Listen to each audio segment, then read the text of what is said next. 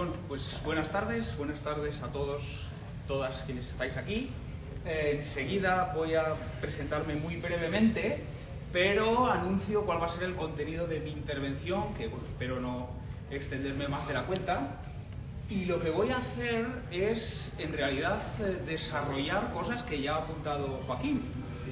En algún sentido vamos a ir un par de pasos más atrás. Yo creo que para algún concepto básico quiero que se comprenda mejor. Y después vamos a dar un paso adelante en el sentido de que quiero mostraros tres fenómenos que he observado en mis propios entrenamientos, que os voy a mostrar aquí, que SoundSense ha sido capaz de registrar y que el pulso, que viene siendo, digamos, pues la métrica de esfuerzo o de carga interna, que se dice técnicamente, pues la que tiene mejor relación coste-beneficio, y por tanto es seguramente la medida más generalizada o la medida más popular, el pulso, la frecuencia cardíaca, está bien, pero vamos a ver que quizá hay tres problemas de difícil solución que tiene el pulso. Y voy a intentar argumentar por qué SoundSense podría sortear esas tres limitaciones. Y ahí es donde radica el interés, y no sé si decir la revolución, yo sí lo creo, que hay detrás de esta nueva métrica. En definitiva, eso, potencialidades de SoundSense como medida de intensidad del esfuerzo, o si queréis, ventajas que podría tener sobre lo que viene siendo pues, la medida de esfuerzo habitual, que es el pulso, ¿no?, que utilizamos. Entonces, ¿quién soy yo? Pues como ya dijo Joaquín, yo soy profesor en la Universidad de Cantabria y soy corredor de montaña amateur comprometido, que es la manera elegante de decir que mi rendimiento es bastante modesto, pero que le pongo ganas. Y eso, la prueba de que soy practicante de esta modalidad, pues son los entrenamientos que después voy a mostrar. Vale, como he dicho, entonces eso, voy a intentar argumentar por qué SoundSense podría ofrecernos algo más que el pulso. Y para eso, antes, como decía, hay que dar un pequeñito paso atrás, que es explicar exactamente qué es esto de la carga interna y por qué es importante medir la carga interna.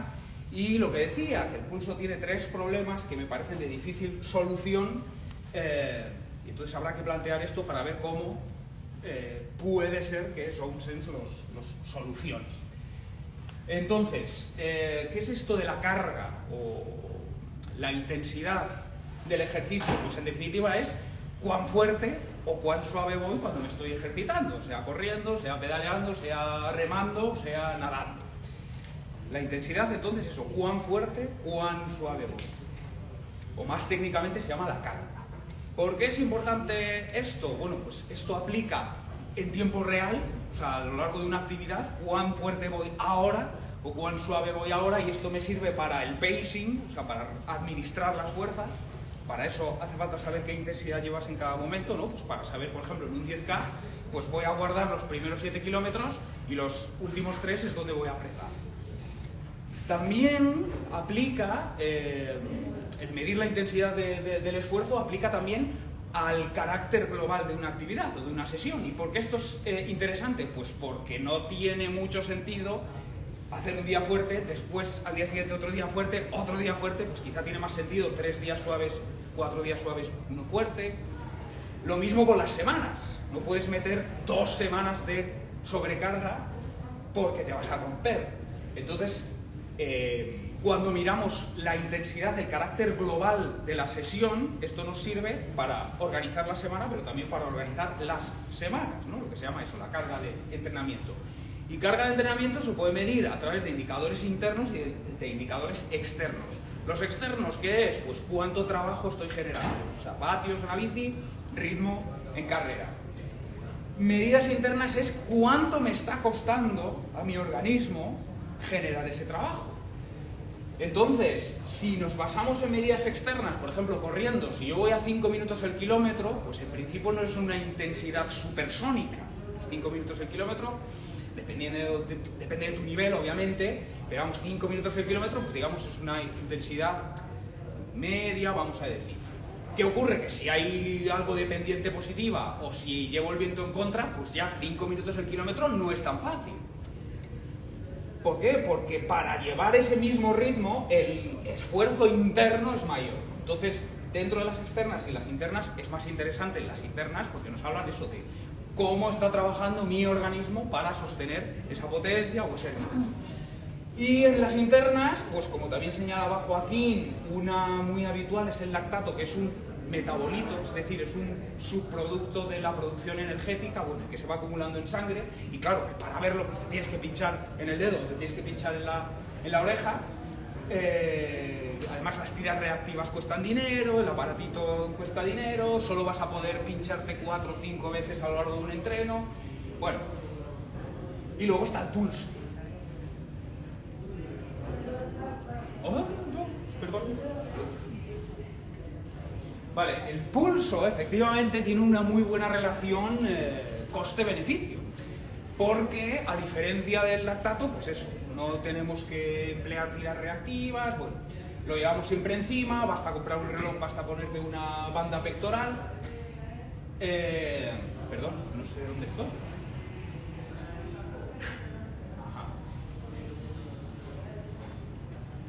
Pero, bueno, antes de señalar los problemas del pulso, o al menos los problemas que yo le veo al pulso, ¿cómo manejamos el pulso? Pues habitualmente el pulso se mueve o se ubica dentro de un esquema o un modelo de 5 zonas, ¿no? La mayoría de relojes pues utilizan 5 zonas, quizá alguna marca utiliza 5 más una zona, bueno.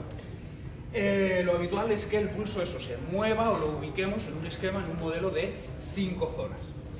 ¿Y de dónde salen esas zonas? Pues son frecuencias cardíacas asociadas a lo que se llaman hitos fisiológicos. Si tú te haces una prueba de esfuerzo incremental, es decir, te colocas en una cinta de correr que lleva velocidad creciente o te colocas sobre un biciergómetro, o sea, una bicicleta con resistencia que cada vez me ofrece mayor resistencia, ¿no? O sea, la intensidad es creciente, por lo tanto yo tengo que hacer mayor esfuerzo cada vez para sostener el esfuerzo.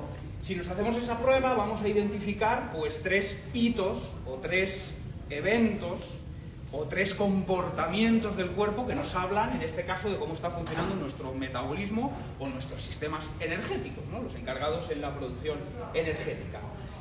Ahí van a emerger, como digo, o a aflorar pues 3 hitos, que sería primer umbral ventilatorio o de lactato, segundo umbral ventilatorio de lactato, y consumo máximo de oxígeno o V2 max. ¿Por qué se llama ventilatorio? Porque es cuánto CO2 estamos expulsando, bueno, para reducir la acidez, bueno. Segundo umbral, pues más expulsión de CO2, también se llaman de lactato porque ese metabolito que se va acumulando en sangre, pues rebasa cierto nivel, después rebasa otro nivel, bueno, su primer umbral, segundo umbral, consumo máximo de oxígeno. Sería el tercer hito, y en definitiva esto sería baja intensidad, alta intensidad y muy alta intensidad, porque es la intensidad aeróbica máxima, ¿no? Consumo máximo de oxígeno, pues intensidad aeróbica máxima.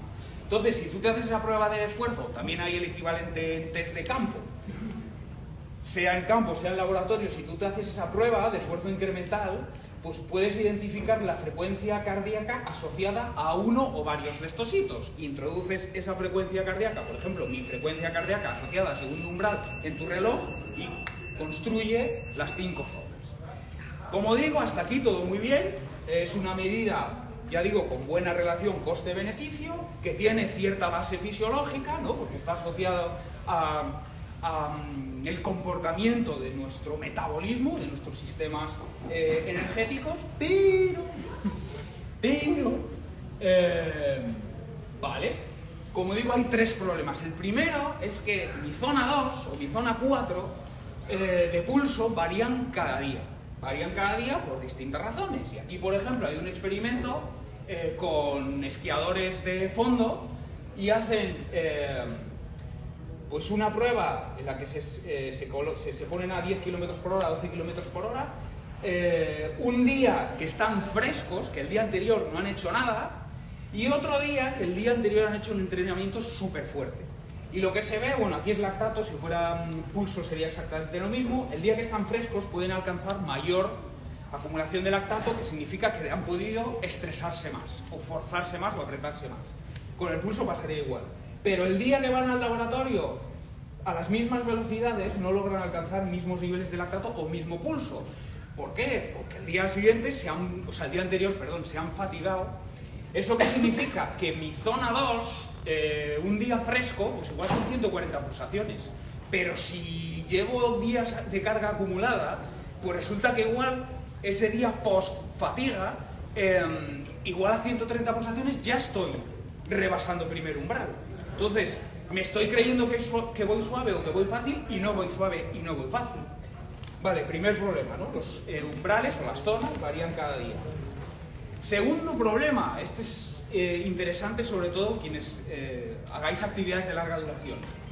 En actividades de larga duración dependerá de cuán en forma estés, pues a alguien será pasadas las 3 horas, a alguien será pasadas las 6 horas, quienes hagan ultras de montaña, por ejemplo, pero antes o después, en una actividad de larga duración, el pulso va a caer, ya no lo puedes hacer subir. Entonces, si tú estás a pulso bajo dirías, pues voy fácil, pero no, todo lo contrario. Precisamente el pulso no puede subir porque hay fatiga sistémica, pues porque hay depleción de sustratos energéticos, porque hay destrucción muscular, porque hay hiperventilación, porque hay hipertermia, porque hay incluso fatiga mental. El pulso ya no puede subir. Pero eso no significa que no vayas a alta intensidad o que no te estés esforzando, sino todo lo contrario, ¿no? Aquí, por ejemplo, hay un experimento de este año, además, a la que le pusieron a correr a un chico una maratón con analizador de gases portátil, con pulsómetro, también con electroencefalograma portátil, también. Corrió una maratón en 3 horas 12. Y esto es el pulso que va subiendo hasta el famoso muro, kilómetro 30, y aquí el pulso cae. También cae el ritmo. Y si miráramos el analizador de gases o miráramos la actividad eléctrica cerebral, lo que veremos es que baja el pulso no porque esté yendo más fácil, todo lo contrario, sino porque ya está fundido este pobre chaval, que iba corriendo con el casco y el analizador y toda la parafernalia. Insisto, si miramos pulso, pasadas no sé cuánto tiempo llevo aquí, bueno, pasadas unas horas, el pulso cae y dices, ¿voy fácil? No, todo lo contrario, realmente estás fundido y el pulso no lo está sabiendo pues mostrar. Y tercer problema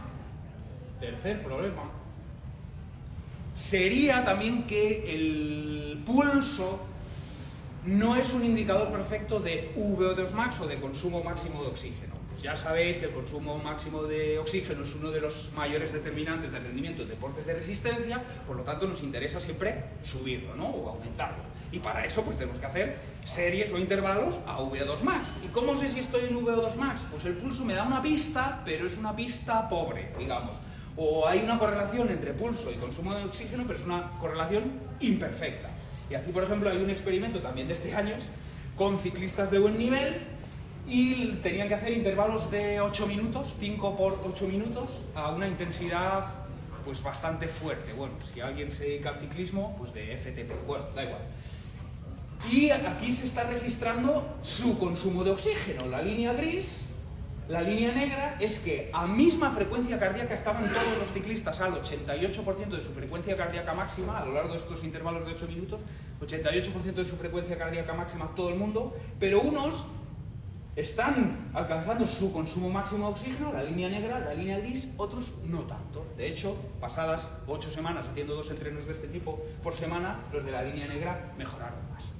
O sea que mismo pulso, distinto consumo de oxígeno. Por lo tanto, el pulso tampoco es del todo buen indicador de si estamos alcanzando consumo máximo de oxígeno o no. Bien, pues llegados a este punto es donde entra SoundSense y lo que, como digo, voy a intentar explicar podrían ser las ventajas porque va a intentar solucionar estos problemas que acabamos de identificar en el pulso. Lo ha dicho Joaquín también, pero le dedicamos un minutito más, por si así queda más claro, exactamente cómo funciona SoundSense. SoundSense lo que mide es el comportamiento de la HRV. HRV son las siglas en inglés de variabilidad de la frecuencia cardíaca. Variabilidad de la frecuencia cardíaca se refiere a las diferencias de tiempo que hay entre latidos consecutivos. Si tú estás a 60 pulsaciones por minuto, no significa que en cada segundo esté habiendo un latido, sino que hay, pues, 900 milisegundos, 1100 milisegundos, 1150 milisegundos. Va habiendo variabilidad en las diferencias de tiempo entre latidos. Eso es la HRV. Y la HRV, cuanto más alta está, significa que hay mayor equilibrio entre las ramas simpática y parasimpática del sistema nervioso. Rama simpática ya sabéis que es lucha-huida, rama parasimpática es lo contrario, es descanso y recuperación. Entonces, alta HRV, equilibrio. Recuperación, un buen estado, digamos, del sistema nervioso. Baja HRV, lo contrario. Y no solo eso, hay otro parámetro interesante. No solo es cuán alta o cuán baja está la HRV, sino si hay presencia o no de patrones en la HRV. O sea, ese dibujito o esas diferencias de tiempo entre latidos, si lo miras a una escala un poco más grande, vas a ver que hay un patrón que se repite. Hay un patrón que se repite. Eso cuando hay equilibrio entre las ramas simpática y parasimpática, cuando estás descansado, cuando estás bien. Pero a medida que te vas estresando más, o si estamos haciendo ejercicio, a medida que vas forzando más la máquina, que te vas apretando más, se va desdibujando esa regularidad y aparece desorganización, aparece caos. Esto, más concretamente, es autocorrelación, o sea, esos patrones se parecen a sí mismos, autocorrelación o anticorrelación, desorganización, caos. Pues SoundSense le asigna un valor a ese grado de autocorrelación o de anticorrelación. Le asigna un valor, entonces, valores por encima de 0, pues es color verde, estabilidad.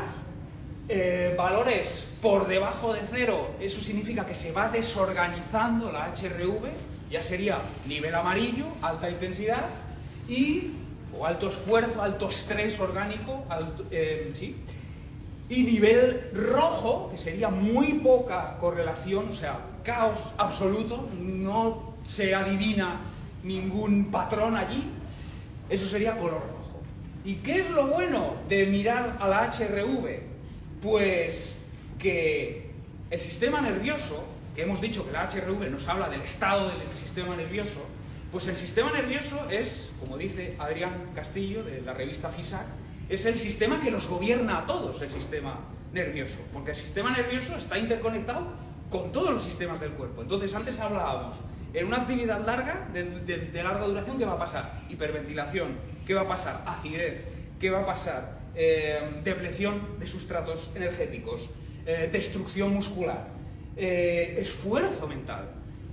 Todo eso lo recibe el sistema nervioso, lo manifiesta en la HRV y a través del análisis de esta autocorrelación o anticorrelación de los patrones de la HRV, pues lo va a detectar SoundSense. Insisto, todo lo que le pasa a tu cuerpo, todos los inputs que recibe el sistema nervioso, eso se refleja en la HRV. Bien en forma de regularidad, de recurrencia de patrones o de desorganización. Y eso es justo lo que va a examinar HRV a través del análisis de esa recurrencia o no de patrones de la HRV. Entonces, ahí es donde reside la clave. O sea, estamos mirando los latidos del corazón, pero no exactamente estamos mirando el corazón, sino que a través de los latidos, si queréis, es una ventana al sistema nervioso que es el integrador de todo lo que le está pasando a tu cuerpo. Y gracias a esa naturaleza o a ese carácter globalizador, es como, creo, los 3 problemas que antes señalé del pulso, SoundSense podría sortearlos. Y aquí tenemos ejemplos de mis entrenamientos y os voy a enseñar entrenamientos y registros de SoundSense para demostrar eso, cómo podría evitar los 3 problemas que señalamos en el pulso. Entonces aquí tenemos, bueno, esto es un entrenamiento, esto es otro. La línea negra es el perfil, porque como dije yo corro por la montaña, o bueno, o a veces por sendas costeras, pero bueno, que también dibujan un sube y baja, como veis. Entonces la línea negra es el perfil de la actividad. A la izquierda tenemos pulso, a la derecha tenemos SoundSense. Izquierda pulso, derecha SoundSense. Bueno, aquí tenemos un día que me pasé la noche en vela. No pude dormir. Y aquí tenemos un día en medio de una semana que tuve mucho estrés laboral y estrés emocional. Entonces, si miro pulso, azul, bajísimo. O sea, lejos de mi primer umbral. Súper fácil. Pero si miro SoundSense, fijaos la cantidad de entradas en amarillo. Entrada amarillo, entrada amarillo, entrada amarillo, entrada amarillo. Y esto no solo lo he encontrado yo, o sea, que después de una mala noche o en una semana de mucho estrés, también, tengo una cuenta divulgativa en Instagram y me han contestado muchísimos followers compartiendo la misma experiencia. O sea, los días que no has dormido, entradas en amarillo, semanas de estrés laboral, de estrés por entrenamiento, bueno, de la fuente de estrés que sea, entradas en amarillo.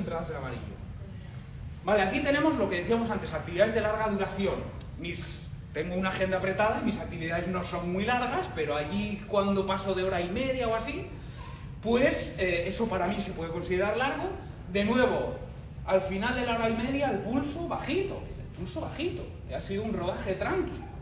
Bueno, pues en el tercio final de las actividades largas, sistemáticamente SoundSense entra en amarillo, incluso en bajadas, en cuesta abajo.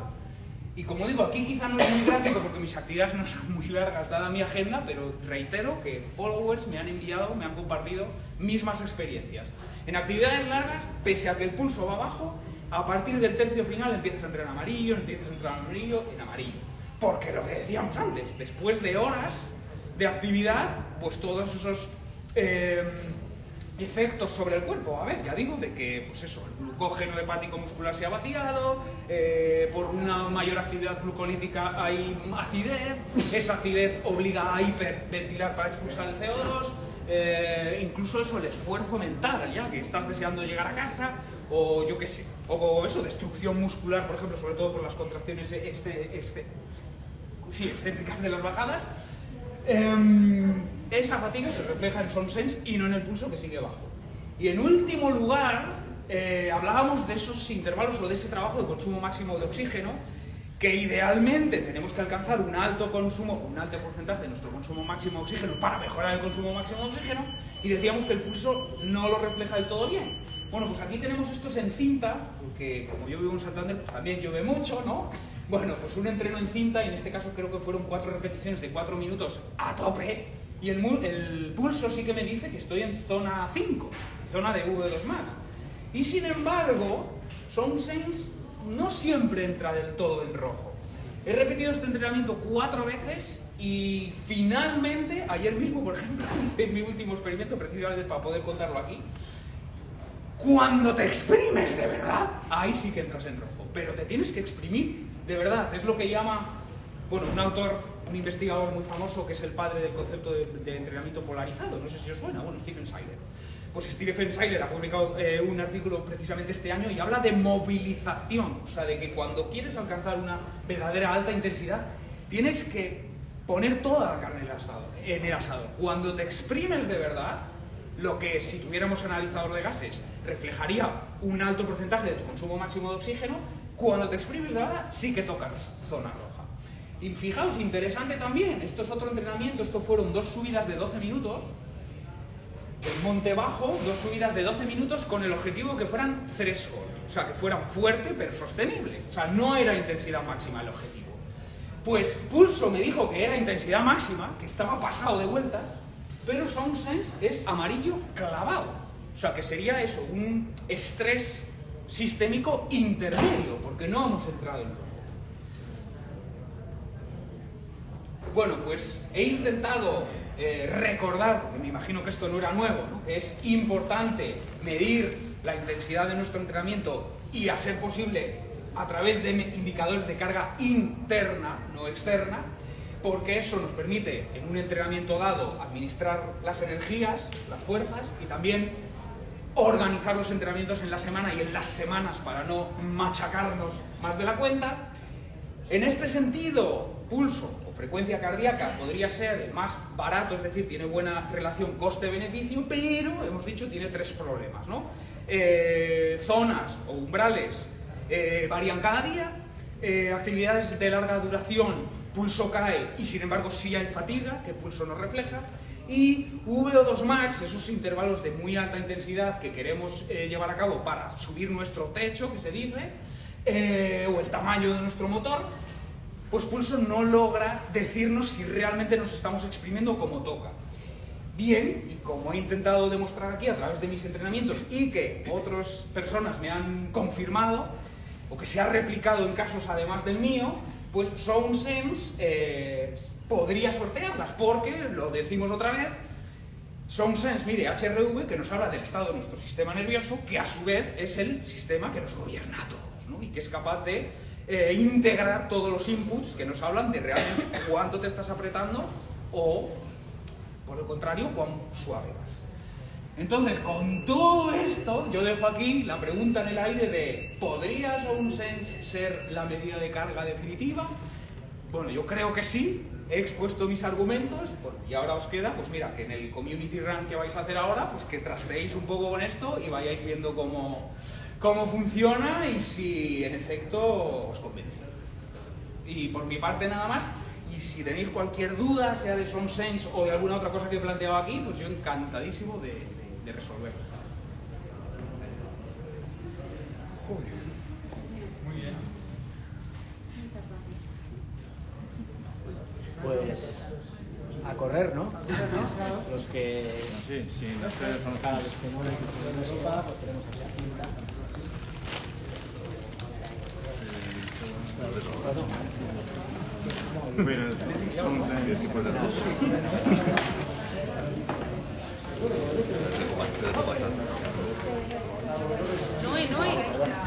No, para la lesión.